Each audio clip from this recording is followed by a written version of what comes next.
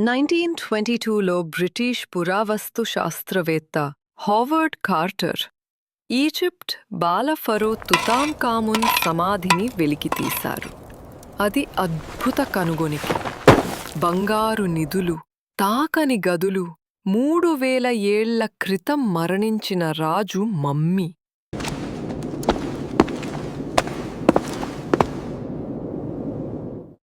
కాని ఆ కనుగొనిక తర్వాత విచిత్ర సంఘటనలు మొదలయ్యాయి.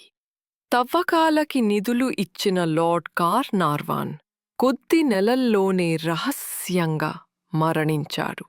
పత్రికలు దీనిని ఫరో శాపం అని పిలిచాయి. తరువాత కూడా ఆ సమాధితో సంబంధం ఉన్న అనేక మంది అనూహ్యంగా మరణించారు. అది శతాబ్దాల పాటు మూసుకుపోయిన ప్రాణాంతక బ్యాక్టీరియా వల్ల అని శాస్త్రవేత్తలు అంటున్నారు. కాని తుతాంఖామున్ ఆత్మ తన శాశ్వత విశ్రాంతిని భంగం చేసిన వారికి ప్రతీకారం తీర్చుకుందనేది చాలామంది నమ్ముతున్నారు.